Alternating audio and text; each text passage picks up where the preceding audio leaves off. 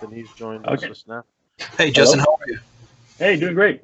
Give me 1 second. Let me just adjust the audio settings. Justin, thanks for joining us on short notice. This is good. Yeah, no problem.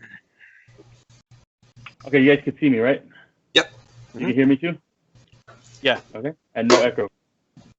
Okay.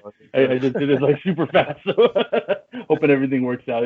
Sometimes it doesn't work out that way, but nice to meet you, Tony. My name's Justin. Yeah, and I just heard that you're curious about our PTZ cameras, right? Yeah, so I've got a customer that wants to set up their church, to stream services. And I'm sure you guys are doing this probably 100 times a day. It's the first time someone's come to me about a PTZ piece. And so I did a little bit of research and talked to Joe. And so I was trying to get Mr. Gregory here on the call, but I guess he's not available. But so you just have to tell me all about it. Yeah, no problem. But really, the questions are as much about ease of installation, a 20 times range versus a 30 times range, stuff like that. What you can tell me about them? Yeah, sure. So let me just give you a quick rundown real quick. So we have two models. We have the a 12 version and a 20. So we don't have a 30 times zoom. So of course the 12 it has a little bit of a wider angle lens.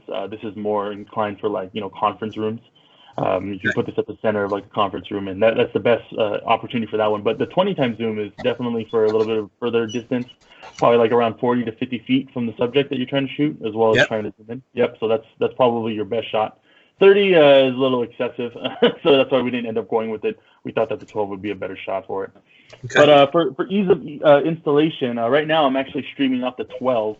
So off of these cameras, they have four different outputs. They have the RJ45, they have the HDMI, they have the 3G SDI, and they have the USB. And right now I'm streaming off the USB portion of this camera. So this is the 12, like I mentioned, and then I also have the 20 right here, what I want to demo to you. This is probably the one that you want to see anyway. So in the back of it right now, powering it, I only have two cables. So of course you have your DC12, just your standard power outlet, right? But this guy also has PoE+. So if you want to connect this guy to a network, you use PoE+ router, go ahead and connect this guy. You can get your video output and power through one cable. So that's super awesome. We also have SDI right here. We have the USB port. We have the HDMI, as I was saying, and then we have RS-232. So this is just basic serial VISCA communication if you want to use like a PTZ controller, a cheap one like a Huddle Cam controller or something like that. Okay. You can go ahead and look at those alternatives. So that's usually the easiest way to control it. The only other way is via the remote. So you get one of these remotes when you buy it, and you also can control it via the web UI, which I can show you in a bit. So that's that. And then as far as like the camera itself, this is the look of it. Nothing too crazy. We have our AIDA sign on the side right here. We have a tally light in the front right here. So this is cool if you're doing like NDI or something like that. You can have this tally light change color depending on preview or program. I think also Blackmagic may support something like that too as well, but I'm not too sure of it. As far as motor mechanics go, this thing's like pretty silent. I don't think you're going to be able to hear it move around. Like usually PTZ noises, they make like a robot sounding robot noise kind of. Yeah, like a low hum, right? So you don't hear anything. Yeah, like I have a snowball mic right now. That's what I'm kind of streaming off of right now. And if I put it right next to it, you won't hear it at all. Yeah, I don't hear a thing. That's awesome. Yeah. So super silent. There's also deramping and stuff like that. So if you're going to go ahead and let's say you're using the remote, right? So if I'm going to go left, it slowly builds up speed. It doesn't go automatically like to the left, to the right. And then if you're zoomed in all the way, it also slows it down also so that you don't have to like, if you're going up, it goes really slow instead of just like fidgeting it up and down and give people motion sickness and stuff like that. So yeah, just make sure that, it's very user friendly and anybody who handles it is able to handle it. You know what I mean? Right. Is the tilt and pan and tilt, is that like a variable speed, like with more pressure, or can you adjust the speed on how quickly it does? I mean, yeah. So there's you can change the speed by zoom, and you can also change the speed by just regular pan tilt. You can go ahead and change that in the menu settings, and I'll show you the menu what it looks like in a sec. But that one right there, right here on the controller, right, I can go ahead and change basically the focus, the pan tilt, and then also the zoom via this. But if you want to change the speed, you have to go into the settings or the web UI to do it, okay? So there's nothing on the remote that changes it. You have to go through the settings. Gotcha. All right. So yeah, usually people don't really like change their settings midway or midstream, basically. So yeah, they don't usually see the menu. They just set it at their default and then they just leave it as is. Gotcha. Okay, so let me go ahead and let me see if I can screen share real quick so I can show you what it looks like on the 20.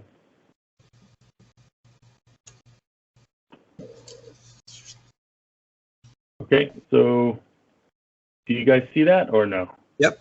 Yeah. Okay, perfect. Okay, yeah, so this is the X20 right now. You're just seeing it off of my monitor. But I'm going to go ahead and enter the menu. So this is what you get.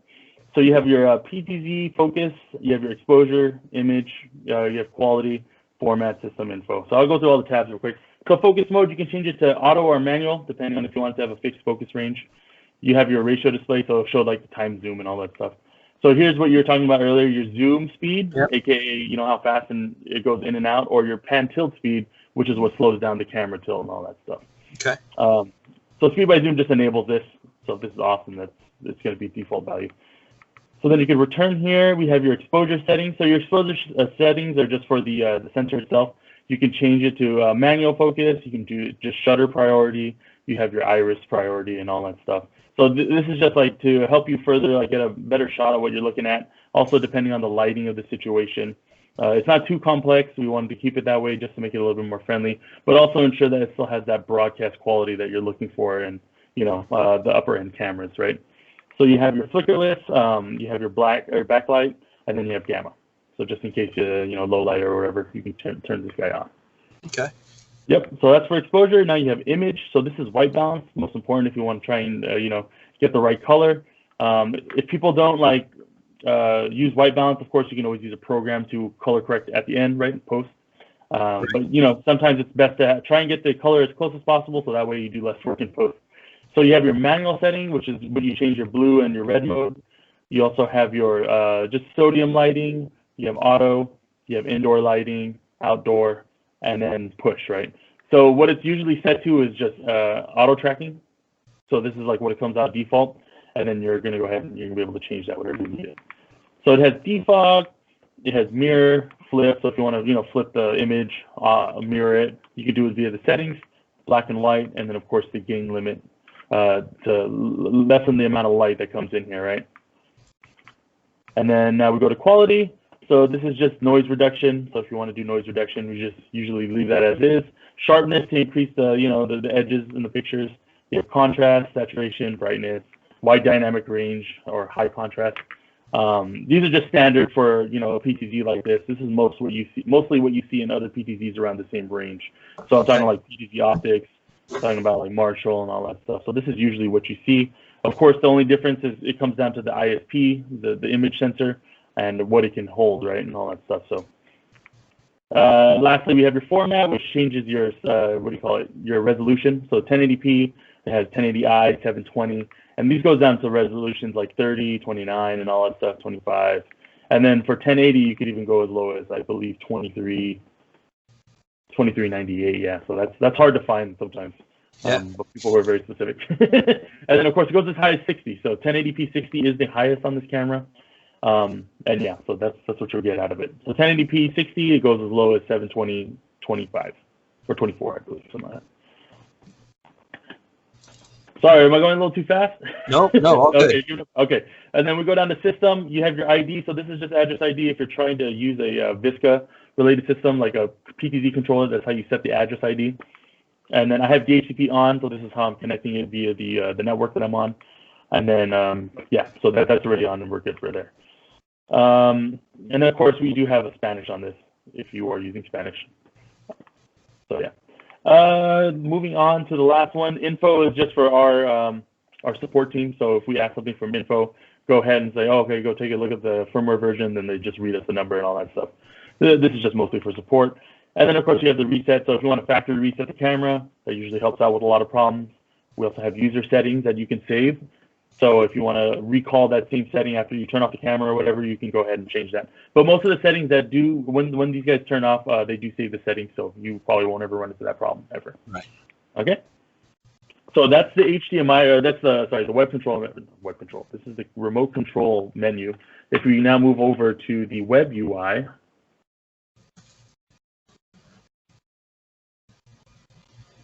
So this is connecting to the camera that I'm actually streaming off of right now.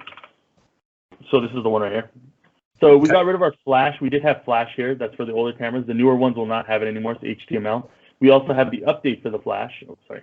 We have the update for the flash as well. So if anybody gets the older camera, they could always upgrade it to the new one. So no worries with that. You do know that flash is going to be ending at the end of the year, and people are really concerned with that. So we just wanted to make that apparent to people. But for your PTZ control, you have very generic. If you're connecting via IP, you have your standard left, right, up, down, and you can hold these too if you want to like. Like that. Okay. You have zoom, you have your focus, auto mode. So this is just stuff that you see on the remote control, right? But you have a little bit more control over it over a mouse. And then you can save up to a bunch of presets. Same thing as well as the remote. You have your presets up the top right here. 1, 2, 3, 4. And there's a manual on how to do all that. So it's not complicated. Like you literally just press 1 and then learn, and then it learns the preset. And if you want to recall it, you just press 1 and then boom, you're done. Yeah. What I said is, so this is the settings now for the IP portion. You have your main, your sub. So when you want to run through these guys right here, this is only for the IP portion. What it comes down to is the ISP splits the both videos to the HDMI/SDI portion, and then the streaming portion is different, right? So this guy right here is only running at 1080/30 while the camera is running at 1080/60. So you can get like that dual resolution, because I know that a lot of infrastructures nowadays, some of them are supporting faster bandwidth, but there's some that are still out there that only support 720. Right. So if you want to run your production like in-house at 1080/60, where people can watch like off a monitor, you can do that while streaming 720 off of the stream. You know what I mean? You don't have to keep it at the same. Yeah. So that's super neat. You also have your main and your sub. So if you want to back up, you can go ahead and turn that on. So this is just that portion, video encode, and then you have your audio settings. So if you want to embed audio in the back of this guy. Oh, this is the older model, but the newer model will have a little dongle. In the back of the dongle right here is just a 3.5 millimeter jack. So those are the new ones that you'll get nowadays. You won't ever get the older one. But the 3.5 millimeter jack that goes into the back of the camera, you go ahead and plug that into like a lavalier mic or a shotgun mic, and then you have audio embedded into your stream. You have your image parameters. So this is the same exact thing as the remote. You go ahead, go through the exposure, white balance, image. This is all the same thing that you have in the remote, but on the web UI. On the web. And then you have your firmware upgrade, and then of course your reset the default. So yeah, there's very like close and then you can change the account and all that stuff when you log in. But there's very close similarities between the remote and the IP. They both do the picture itself too, right? So if you change an image setting, let's say on the IP version, you'll also be changing it on the HDMI. So it keeps the image settings the same. It's just the only difference is the resolution and what you stream it at. Okay. I don't know, Yeah, that's about it for that. That's just a complete rundown. That was really fast too. But yeah, that's the complete rundown for the PTZ. If you have any further questions, yeah, go ahead and ask. So being able to run 2 different resolutions is kind of cool. Now, can you record? I guess it's probably on the infrastructure on his end, but if it's going into the computer, he can record either or both streams, I assume, right? So yeah, when it comes down to these streams, right, the easiest way that I would recommend recording and the free way would be through like a program like OBS, because you can take in that stream, right, and you can also record it, or even a computer with a like capture card, for example. Then you get like instant recording from that. But as far as the camera itself, it only outputs, right? So there's no like recording device inside of it. You have to get an external, recording device in order to do something like that. Okay. Yeah. No. OBS is exactly what I was thinking of. So they're using that now for some of the stuff that they're doing. So I think they're familiar with it. So they could just use the recording function OBS to do it. Yeah. So right here, right, I have a media source. Oh, this is actually the RTSP. There we go. So yeah, RTSP, boom, and then you go ahead and record off that. So I use actually in-house. We use vMix. So this is what vMix looks like. That's actually the output in the back. So when I full screen it, right, this is doing the preview. But this one also, same thing, you could do RTSP. But what's cool about vMix is that you can record and stream at the same time. I believe OBS can only do one at a time. Right. Yeah, so that's just something that we use. But yeah, OBS will totally get the job done. That's usually what I recommend just because it's free and open source and all that. So there's so many tutorials on it. Well, that's the thing. And people like it's free, it can't be very good. I'm like, well, it's pretty good, but being community supported. Yeah, community supported. 100 different flavors of it. So. Cool. I like it. Well, what I'll do is I'll I'll share this video with Ron. They're pretty excited to do it. Joe, you guys can you said you can ship pretty quick, right? Once we get the approval from them. Yeah, right now I'm pretty sure stock levels is good. If I don't have it, it's about like 2 weeks. Okay.